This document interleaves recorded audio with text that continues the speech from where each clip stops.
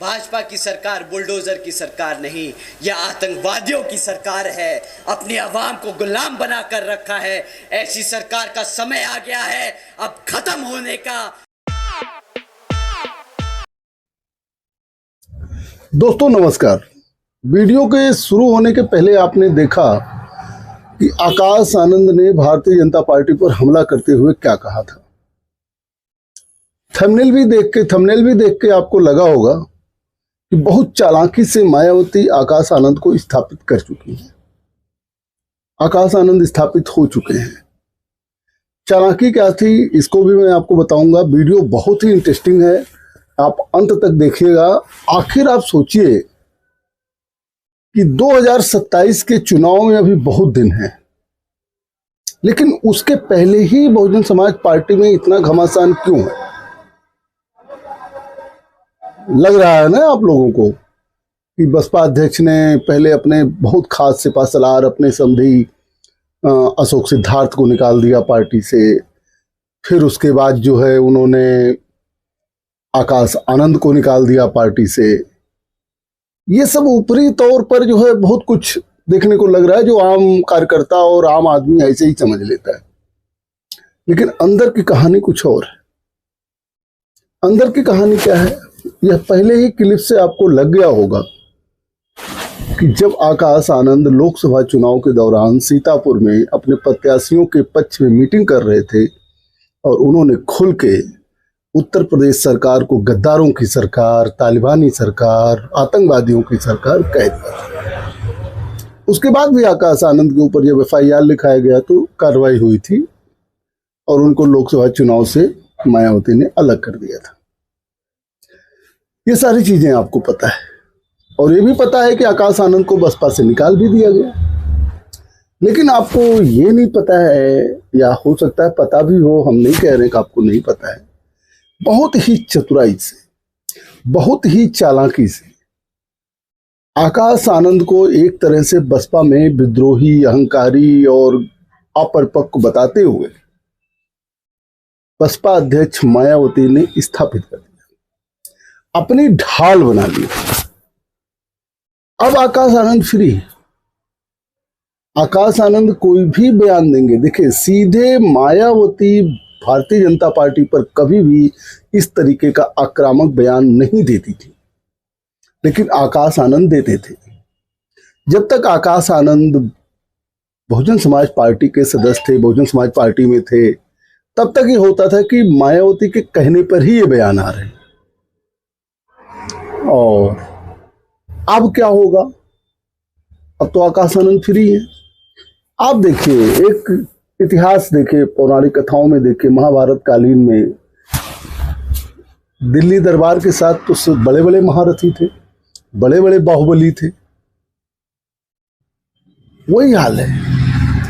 आज आकाश आनंद को जिस तरीके से मायावती ने किनारे किया है, 2027 चुनाव बहुत दिन है, मैं उस पर भी अभी आपको बताता हूं क्या हुआ था, क्या होगा। तो जिस तरीके से आकाश आनंद को पार्टी से निकाल दिया, जिस तरीके से दिखाया गया, इधर बहुत जल्दी जल्दी सारी चीजें हो गई।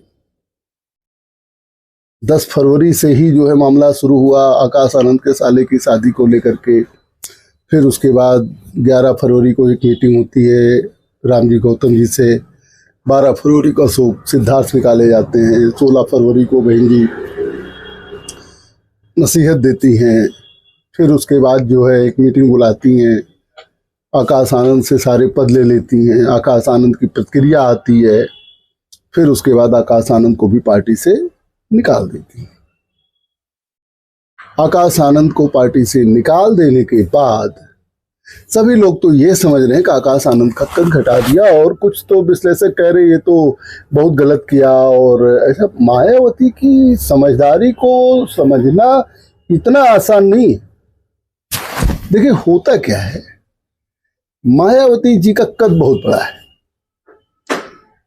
2007 में पूर्ण बहुमत की सरकार भी बना चुकी है। उसके पहले वे 3 बार जो है उत्तर प्रदेश की मुख्यमंत्री भी रह चुकी थी। टोटल 4 बार वो मुख्यमंत्री रही। लेकिन 2012 के बाद, यानी 2007 से 12 तक उनकी सरकार थी, 2012 के बाद बहुजन समाज पार्टी लगातार घटती जा रही। 2012 में जो है विधानसभा के चुनाव में मात्र 80 सीटें आई थी। 2014 लोकसभा में एक भी सीट नहीं मिली। फिर 2017 विधानसभा में मात्र 19 सीटें आई। फिर 2019 विधानसभा में सपा बसपा गठबंधन के बाद 10 सांसद भी आए। जो 2022 विधानसभा में फिर एक विधायक केवल रह गया। 2024 लोकसभा चुनाव में एक भी जो है सांसद नहीं आया। लेकिन ये देखा गया कि बसपा का वोट 10 से 10.5% बना हुआ है। आकाश आनंद को भी यह बात पता है कि 10-10.5% वोट को लेकर के और कोई समाज जोड़ नहीं रहा है। समाजवादी पार्टी पीडीए का नारा दे करके और अल्पसंख्यक समाज के वोटों के साथ जो है मुख्य विपक्षी पार्टी बनी हुई है। भारतीय जनता पार्टी जो है वो धार्मिक ध्रुवीकरण करके जो है सत्ता में है। अब जगह कहाँ बचती है बसपा के लिए? 10.5% वोट पाके कोई पार्टी सरकार तो बना नहीं सकती। ये आकाश आनंद को बखूबी मालूम है। और बसपा अध्यक्ष किसी पार्टी से गठबंधन करने पर जो है तैयार नहीं होती। उसके पीछे कई लॉजिक है। उनका कहना है कि हमारी पार्टी का वोट ट्रांसफर हो जाता है लेकिन अन्य पार्टियों का वोट आता नहीं है। लेकिन लगातार वोट बैंक जो घटता जा रहा है उसके लिए क्या किया जा रहा है? बहुत कोशिश किया बसपा अध्यक्ष ने, बहुत लोगों को जोड़ने की कोशिश किया। लेकिन जिस तरीके से Bharatiya Janata party micro management करती है, पीडीए का नारा दे करके वो पीडीए के लोगों को टिकट दे करके समाजवादी पार्टी जिस तरीके से डेंट कर रही है, और उधर चंद्रशेखर आजाद तैयार हो रहे हैं। चंद्रशेखर आजाद खुद सांसद हैं, उसके साथ साथ उनकी पार्टी हर जगह जो है वोट भी पा रही है। आकाश आनंद ने एक टीवी इंटरव्यू में कहा था, बाबा साहब भीमराव अम्बेडकर को कोट करते हुए कहा था, किसी समाज की उन्नति बगैर सत्ता के नहीं हो सकती। सत्ता जरूरी है। अगर सत्ता जरूरी है तो कैसे मिलेगी? उनसे जब पूछा गया कि गठबंधन पर आप क्या कहेंगे, तो उन्होंने कहा भाई चुनाव के बाद सत्ता के लिए तुम किसी से गठबंधन कर सकते। ये तो उस समय की बात थी जब बसपा किसी गठबंधन में नहीं लड़ रही थी। उनको पता था कि सीटें आनी नहीं है, चुनाव बाद गठबंधन की स्थिति बनेगी ही नहीं कि उसमें बहुजन समाज पार्टी जो है पार्टिसिपेट करे। सोचिए, अगर बहुजन समाज पार्टी लोकसभा चुनाव के दौरान इंडिया ब्लॉक में होती और उसके 10 से 20 सांसद भी होते तो क्या होता? Bahujan Samaj party king maker भी बन सकती थी। और जिस दिन बहुजन समाज पार्टी को किंग मेकर बनने का मौका मिलता है, उस दिन बहुजन समाज पार्टी कहती है कि हमको ही किंग बनाइए।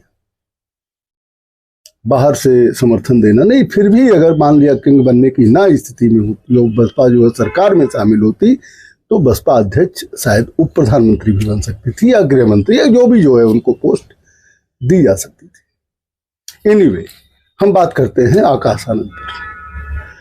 आकाश आनंद गठबंधन के हिमायती थे, लेकिन आकाश आनंद को यह भी पता था कि बिना जो है प्रतिनिधि के गठबंधन हम करेंगे किससे।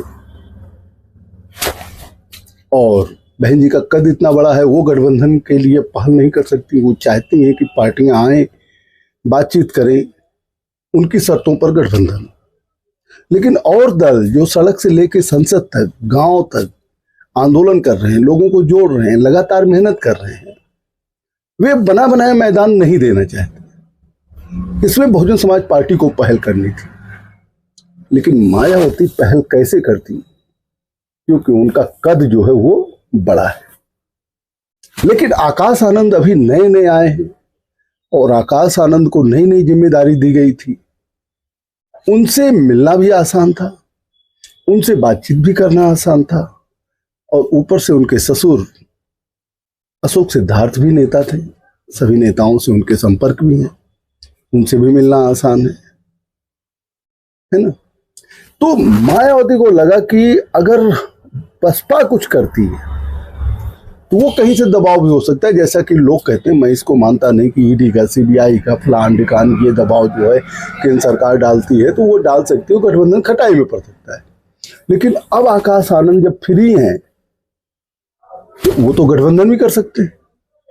देखिए, बहुजन समाज पार्टी का जो कार्यकर्ता है वो एक बार आकाश आनंद के साथ ग्लोबलाइज हो सकता है, क्योंकि आकाश आनंद का संबंध सीधे बहुजन समाज पार्टी के अध्यक्ष मायावती से।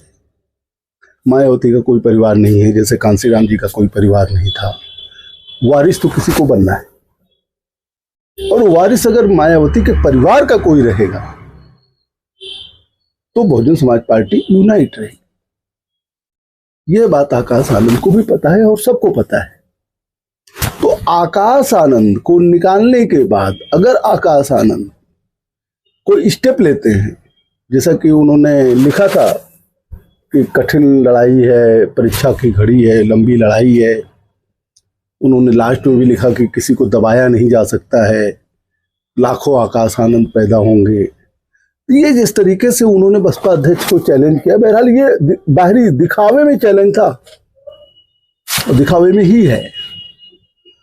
आपको बता दें, आपको अगर याद हो तो एक बार अखिलेश यादव के पिताजी स्वर्गीय मुलायम सिंह यादव को जब अखिलेश यादव ने हटा दिया, संरक्षक बना दिया, तो अपने भाई शिवपाल जी के साथ हो गए। तमाम जो पुराने नेता थे वो मुलायम सिंह यादव के साथ थे, और शिवपाल यादव ने अलग पार्टी बनाई और उन्होंने साइकिल चुनाव चिन्ह लेने की मांग की। चुनाव आयोग में जाना था दस्तखत करने मुलायम सिंह को कि हाँ यही असली समाजवादी पार्टी है, नहीं गए, नहीं पहुंच पाए, और अखिलेश यादव को चतुराई से उन्होंने स्थापित कर दिया। आज समाजवादी पार्टी के अध्यक्ष अखिलेश यादव हैं और उनके चाचा उनके सहयोगी।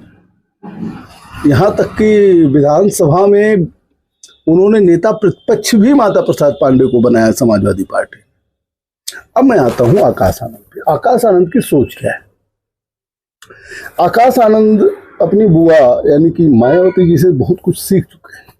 आप याद करिए, मुलायम सिंह यादव ने कांसीराम से गठबंधन किया था, पूर्ण बहुमत नहीं मिला था, लेकिन कांग्रेस और लेफ्ट पार्टियों के समर्थन से उत्तर प्रदेश में सरकार 1995 में स्टेट गेस्ट हाउस कांड हुआ। बसपा ने जो है अपना समर्थन वापस ले लिया और भाजपा के सहयोग से मायावती पहली बार उत्तर प्रदेश की मुख्यमंत्री बनी। क्या 1995 दोहराया नहीं जा सकता है? बिल्कुल दोहराया जा सकता है। सपोज करिए 2027 के लिए बसपा के आकाश आनंद जो निष्कासित थी, वो अलग दल बनाते हैं या अलग कोई मिशन बनाते हैं, राजनीतिक दल बनाते हैं, और वो इंडिया ब्लॉक में आ जाते हैं, इंडिया गठबंधन में आ जाते हैं, कांग्रेस से और सपा से और आकाश आनंद की बसपा से। क्योंकि उनको भी पता है कि चंद्रशेखर फन उठा रहे हैं।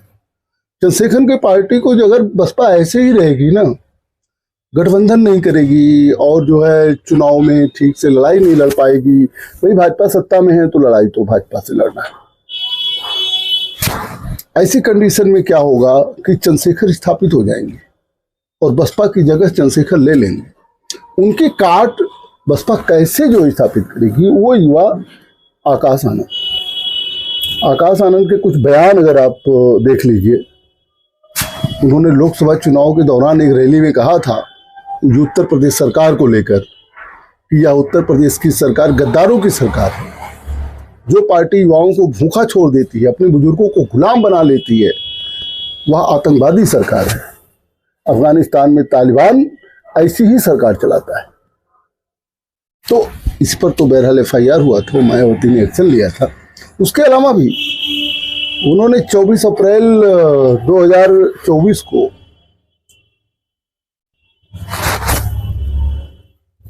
राम मंदिर पर भी सवाल उठाया।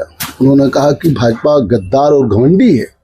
ये कहते हैं कि राम मंदिर बनवाया, तुम कौन होते हो भगवान को लाने वाले? तुम इंसान होकर भगवान को लाने की बात करते हो। मंदिर तो सुप्रीम कोर्ट के आदेश से बना हुआ है और पैसे जनता के लग रहे हैं, इसमें भाजपा का क्या है? ऐसे हमले आकाश आनंद ने किए भाजपा पर।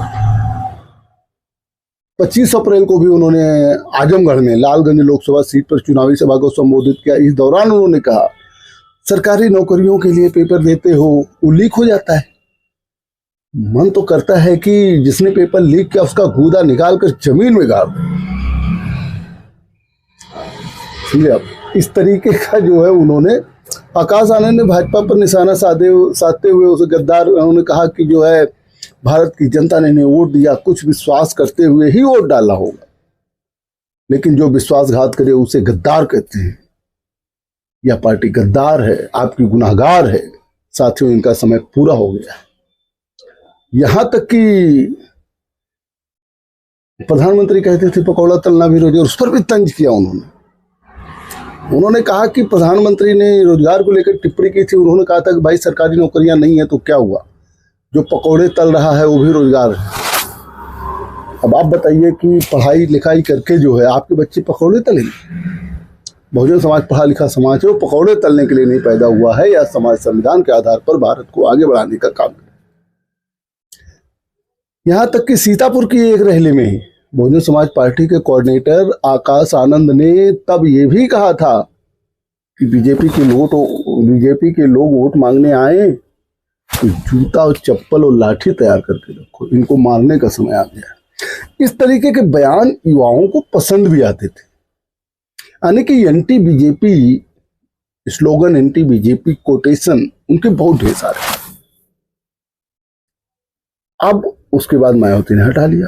अब कोई प्रेशर रहा हो क्या हो ये तो मैं नहीं जानता, लेकिन ये कहा जाता है कि इन्होंने प्रेशर में हटा लिया। अब तो प्रेशर नहीं रहेगा ना, आकाश आनंद बाहर हैं, आकाश आनंद अब कुछ भी कर सकते हैं, पार्टी भी अपनी बना सकते हैं। जो उनके विरोधी बहुजन समाज पार्टी में थे वो बसपा नहीं छोड़ेंगे, ये तो तय। धीरे धीरे जो है मायावती उनको पार्टी से भी निकालती रहेगी। जब निकालती रहेंगी तो एक तरह से आकाश आनंद के लिए मैदान भी साफ हो जाएगा, वो नई टीम भी बना सकते हैं। अब बात आती है उत्तर प्रदेश 2027 के चुनाव। 2027 के चुनाव में जिस तरीके से लोकसभा चुनाव के दौरान इंडिया ब्लॉक में बसपा नहीं आ पाई थी, उसको लेकर राहुल गांधी ने टिप्पणी भी किया था, जिस पर बसपा अध्यक्ष की कड़ी प्रतिक्रिया आई थी। तो 2027 के विधानसभा चुनाव में इस तरीके का ऑफर आकाश आनंद स्वीकार कर सकते हैं। आकाश आनंद सपोज करिए कि इंडिया गठबंधन में हैं और उनकी पार्टी को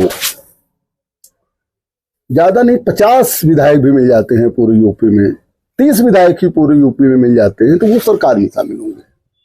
अगर सत्ता आई तो डिप्टी सीएम तो कोई रोक नहीं सकता। इतिहास तो अपने को दोहराता है। अगर 1995 वाली स्थिति बनी तो भाजपा आकाश आनंद को मुख्यमंत्री भी बना सकती है, केवल इंडिया ब्लॉक को रोकने के लिए। हालांकि यह प्रचारित होगा, लेकिन जिस तरीके से आकाश आनंद बीजेपी पर हमला करेंगे तो सभी पार्टियों का भरोसा भी बढ़ेगा कि नहीं, आकाश तो नहीं जा सकते। लेकिन मुख्यमंत्री का पद बहुत बड़ा होता है। बसपा अध्यक्ष मुख्यमंत्री रही, लेकिन भाजपा की कभी जो है प्रभाव में नहीं रही। एक बार बसपा को सत्ता चाहिए और जैसे ही सत्ता मिलेगी बसपा पुनर्जीवित हो जाएगी, क्योंकि आकाश आनंद को भी पता है कि एक वर्ग को लेकर के सरकार नहीं बनाई जा सकती। तब जो है बसपा में बहुत लोग जुड़ेंगे, क्योंकि बसपा अध्यक्ष मायावती का शासनकाल लोगों ने देखा है। मेरा जो विश्लेषण कहता है कि मायावती ने बहुत चालाकी से, बहुत चतुराई से आकाश आनंद को स्थापित कर दिया है। या तो आकाश आनंद अपने ससुर के साथ मिलकर और जो है तमाम लोगों को लेकर बसपा अध्यक्ष को किनारे करके संरक्षक मंडल में डाल करके खुद जो है अध्यक्ष बन सकते हैं पार्टी के, या वो अलग पार्टी बना सकते हैं। अलग पार्टी वो पार्टी बनाएंगे तो वो चल जाएगा, क्योंकि वो बहुजन समाज पार्टी अध्यक्ष मायावती के भतीजे। लेकिन अगर कोई दूसरा बना लेगा तो वो नहीं चलेगा, क्योंकि बसपा के जो महारथी हैं, जो हर चुनाव में गठबंधन चाहते हैं लेकिन वो बोल नहीं पाते हैं, कह नहीं पाते, उनके लिए आसान मिल जाएगा। अच्छा, आप सपोज करिए इंडिया ब्लॉक में आकाश आनंद कोई पार्टी बना के शामिल होते हैं। कल्पना करिए, मैं हकीकत नहीं बोल रहा हूं कि होने जा रहा है कि नहीं होने जा रहा है, तो भविष्य की बात है। कल्पना करिए अगर आकाश आनंद इंडिया गठबंधन में आते हैं और उनको यूपी में 100 सीटें भी मिल जाती हैं। 100 सीटें बहुत होती हैं। 100 सीटों पर अगर आकाश आनंद की पार्टी लड़ती है और गठबंधन के साथ लड़ती है, तो जो क्षेत्र में लड़ने वाले नेता हैं वो किसके साथ जुड़ेंगे? बसपा के साथ जुड़ेंगे? नहीं जुड़ेंगे। वो आकाश आनंद अगर बसपा में रहेंगे तो उनके साथ, नहीं तो किसी जो पार्टी बनाएंगे उनके साथ जुड़ेंगे, क्योंकि गठबंधन में उनको आकाश आनंद की पार्टी से टिकट लेने के बाद जीतने की संभावना बढ़ जाएगी। अब ऐसी स्थिति में वो स्थापित हो जाएंगे और बसपा का एक विकल्प इधर तैयार हो जाएगा। बहुजन समाज पार्टी को एक जो है ढाल मिल जाएगा कि मैं क्या करूं। अब वो नहीं मान रहा, भतीजा नालायक हो गया, उसको पार्टी मिशन से कोई मतलब नहीं। ऐसा बोल सकती हैं मायावती, अब कल ही बोल दिया उन्होंने, कहा अहंकारी हैं, स्वार्थी हैं, अपने ससुर के कहने में हैं, पार्टी मूवमेंट के खिलाफ काम कर रहे हैं, इसलिए उनको निकाला जाता है। लेकिन पार्टी मूवमेंट तभी आगे बढ़ेगा जब सत्ता आएगी। बिना सत्ता के पार्टी मूवमेंट कैसे आगे बढ़ेगा? जब 2007 में बहन जी की सरकार बनी थी तो सर्व समाज ने उनको वोट दिया था। बड़े बड़े महारथी उसमें थे, चाहे स्वामी प्रसाद मौर्य रहे हों, लालजी वर्मा रहे हों, रामाचल राजभर रहे हों, चौधरी त्रिभुवन दत्त रहे हों, कहने मतलब और पश्चिमी के मुनकाद अली रहे हों। पश्चिम उत्तर प्रदेश के बड़े बड़े नेता जो है बसपा में थे और हर धर्म और हर जात के लोगों ने उनको वोट दिया था। लेकिन 2012 के बाद क्या हुआ? 2012 के चुनाव से जो है घटता गया। आज 10% वोट पर बचा है बसपा। और इतना साल तक जब सत्ता में कोई पार्टी नहीं रहती है तो उसके कार्यकर्ता जो है दूसरी पार्टियों में शिफ्ट हो जाते हैं। भारतीय जनता पार्टी गैर जाटो दलित की माइक्रो मैनेजमेंट वाली राजनीति करती है। साथ में समाजवादी पार्टी जो है अलग से अपना पीडीए का रास्ता अपना रही है। ऐसी कंडीशन में आकाश आनंद जो है वो पार्टी को आगे ले जाना चाहते हैं, लेकिन वो गठबंधन के साथ। आकाश आनंद से गठबंधन पर बात करना ज्यादा आसान है, पढ़े लिखे हैं, वो मैथ को आसानी से समझते हैं। और उनके भी अगर एक जिले में एक विधायक बसपा का हो तो वह पूरे जिले की राजनीति को प्रभावित करता है। आज की तारीख में विधायक तो छोड़िए, पूर्व विधायक भी बसपा में नहीं है। गिने चुने पूर्व विधायक होंगे जो बहुजन समाज पार्टी में होंगे, गिने चुने पूर्व सांसद होंगे जो बहुजन समाज पार्टी में होंगे, और जो लोग कोऑर्डिनेटर हैं, मंडल इंचार्ज हैं, फलान ढिकान, ये सब जनता के नेता नहीं है। कहीं खड़े हो जाए तो शायद जो है जनता भी उनको नहीं पहचानती। सारे नेता चले गए। पहले कहा जाता था बसपा से गए हुए नेता कहीं के नहीं रहते हैं, ऐसा नहीं है। तमाम बसपा से गए हुए नेता समाजवादी पार्टी में विधायक हैं, तमाम बसपा से गए हुए नेता भारतीय जनता पार्टी में विधायक हैं, मंत्री हैं, 2-2 बार से हैं। तो अब जब नेता जाता है ना तो उसके साथ उसके सपोर्टर भी चले जाते हैं और उसको देखी दाखा जो है अन्य लोग भी चले जाते हैं। इसका असर, इसका फीडबैक कोई दे नहीं पा रहा था बहन जी को। लेकिन आकाश आनंद को जनता की फीड है, लोगों की फीडबैक है कि बिना गठबंधन के कुछ नहीं हो सकता।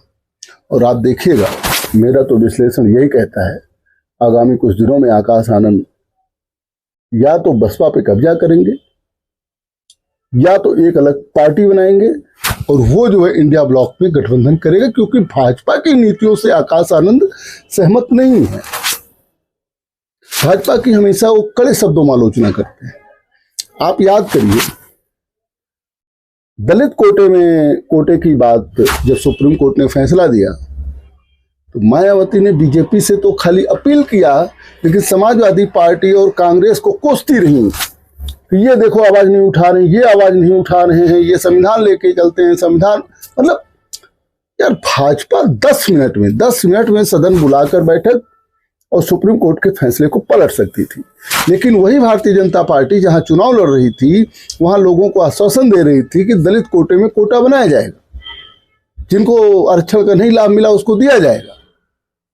लेकिन उससे हमेशा निवेदनात्मक शैली में बसपा अध्यक्ष ने बात किया और कांग्रेस और सपा पर जोरदार हमला बोला, जिससे इनकी पार्टी के लोग, आम कार्यकर्ता सहमत नहीं होते थे।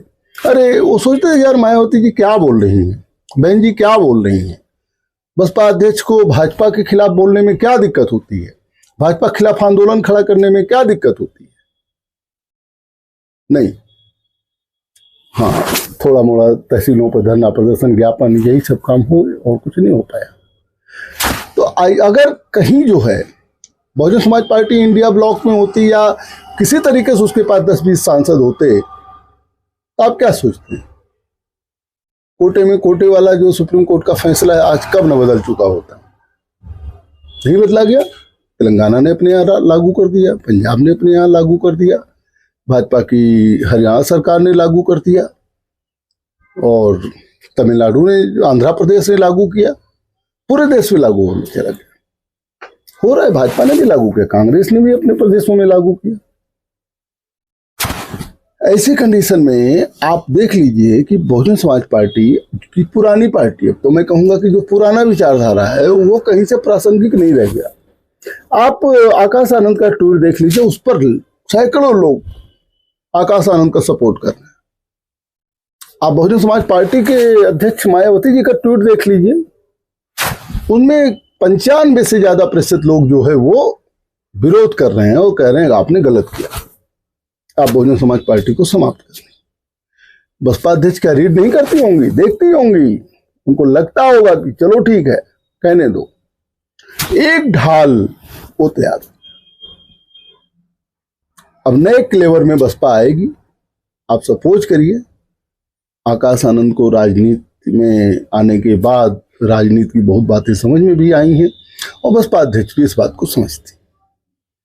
अच्छा बताइए, उनके ससुर को जिम्मेदार आप ठहरा रही हो, वहीं उनके पिताजी को पद दे रही हो, क्या आपको लगता है कोई पिता अपने पुत्र से दूर रह सकता है? कितना दूर रहेगा? यही इतना होगा ना कि आकाश आनंद पार्टी में नहीं रहेंगे, लेकिन पिता पुत्र का रिश्ता तो है ना। तो इसी तरीके से बैकडोर राजनीति, क्योंकि बसपा अध्यक्ष को भी पता है कि अब लाख करने के बाद बिना गठबंधन के सरकार नहीं बन सकती। या तो बसपा अध्यक्ष खुद अगुवाई करे, वो जो है नया गठबंधन तैयार करने की कोशिश करें। गठबंधन पर तो कभी वो बातें नहीं करती, जब बात करेंगी तो सपा और कांग्रेस पर हमला करेंगी, भाजपा से गठबंधन कर नहीं सकती हैं। लेकिन आकाश आनंद तो कर सकते हैं ना। ये है मायावती की सबसे बड़ी मजबूती को, उनकी समझदारी को समझना आज की तारीख में बहुत कठिन काम है। और आप देख लीजिएगा धीरे धीरे आकाश आनंद की तरफ लोगों की सिंपैथी जो बढ़ रही है। बहुजन समाज पार्टी अध्यक्ष मायावती के पास वही पुराने लोग रहेंगे जिनका कोई जनाधार नहीं है, खुद का जनाधार नहीं है। जैसे आकाश आनंद मैदान में आएंगे नई पार्टी नई क्लेवर के साथ, आम कार्यकर्ता जो गांव का कार्यकर्ता है वो उनके साथ जुड़ जाएगा। चंद्रशेखर के साथ इतना नहीं जुड़ा, उनको खुद मेहनत करनी पड़ रही है, हर जगह जाना पड़ रहा है, हर जगह बताना पड़ रहा है। लेकिन इनके पास तो पूरा संगठन होगा। पूरे देश में जहां जहां, पूरे उत्तर प्रदेश में जहां बसपा मजबूत है, वो आकाश आनंद के पीछे चलना ज्यादा उचित समझेंगे, जो मेरी समझ कहती है। हालांकि मायावती सर्वमान्य नेता रहेंगी, उनका सम्मान रहेगा। दलित समाज में मायावती, कांग्रेस, कांसीराम जी और अंबेडकर जी, कांसीराम जी, फिर मायावती जी का सम्मान बहुत तगड़ा रहेगा। लेकिन जहां वोट देने की बात आएगी ना, वहां जो मुझे लगता है आकाश आनंद कोई भी संगठन बनाएंगे उसमें जाएगा, क्योंकि टिकट उनकी पार्टी से ज्यादा मजबूत लोग लेंगे। ये 2027 का खेल नहीं। तो आप सोचिए 2027 में इतना दिन बचा हुआ है, अभी से ही बसपा में ये सब चीजें क्यों होती जा रही? क्योंकि आकाश आनंद को समय मिल जाएगा। और जिस तरीके से भारतीय जनता पार्टी पर हमला करने के बाद उन पर FIR लिखाया गया, वो इस बात को समझ रहे हैं। भारतीय जनता पार्टी पर हमला जरूर करेंगे वो, लेकिन अब संसदीय शब्दों में करेंगे। ऐसे किसी शब्दों का प्रयोग नहीं करेंगे जिससे उन पर FIR। ये सीख उनको मिल चुकी है और उनके खिलाफ कोई ऐसा ED, CBI, फलान ढिकान, इन सब का कोई जो है केस भी नहीं है। अभी युवा नेता हैं, अभी नए नेता हैं, लंदन से पढ़ाई करके आए, राजनीति में बसपा ने स्थापित किया और राजनीतिक घरानों में उन्होंने शादी किया। इसीलिए देखिए बसपा अध्यक्ष ने जो है ग्रुपिंग ना हो इसके लिए मना कर दिया, कब हमारे किसी भतीजे भतीजियों की शादी जो है वो राजनीतिक घरानों में नहीं होगी, ताकि एक बंदा सेफ रहे। पता लगा किसी दूसरे राजनीतिक घराने में हो गई, उधर से खींचतान, उधर ग्रुपिंग होने लगे, ये सब छोड़ो, जाने दो। अच्छा आप बताइए, बसपा अध्यक्ष कहती हैं कि मेरा कोई उत्तराधिकारी नहीं होगा मेरे जीते जी। आकाश आनंद को एक नेशनल कोऑर्डिनेटर बनाया ना उन्होंने, रामजी गौतम को बनाया ना, इसीलिए 2 बनाया कि ताकि ग्रुपिंग कोई ना कर पाए। लेकिन जहां ग्रुपिंग होना था वहां हो चुका है। वो आकाश आनंद के साले की शादी में भी दिख चुका है। इन पुराने लोगों को लगा करी ये तो बॉस हो जाएंगे, उन लोगों ने मायावती को समझाया और मायावती ने कहा ठीक है, समझाते रहो, मेरे भतीजे के खिलाफ ही तो भड़का रहे हो, मैं उसको स्थापित, और आज मायावती स्थापित कर चुकी हैं। ये चतुर चाल समझना बड़ा मुश्किल था। चलिए आगे देखिए क्या होता है, आकाश आनंद के क्या कदम होंगे, आप लोग देखते रहिए। और मेरी जो भविष्यवाणी है या जो मेरा जो सेंस कहता है, आकाश आनंद बहुत मजबूती से और अलग दल ही बना के या बसपा को ही कैप्चर करके आगे बढ़ जाएंगे। और जहां तक चुनाव चिन्ह फलान ढिकान याद करवाने वाली बात है, वो 2.5 साल के समय में सब कुछ हो जाएगा। चलिए आगे देखिए क्या होगा, मैं फिर आपको अवगत कराऊंगा। देखते रहिए एमटी टॉक शो। बहुत बहुत धन्यवाद। वीडियो को जरूर शेयर करिए, जरूर लाइक करिए, यह नया विचार है और आपके सहयोग की जरूरत है। आप जो है चैनल को ज्वाइन जरूर करिए। बहुत बहुत धन्यवाद, बहुत बहुत धन्यवाद।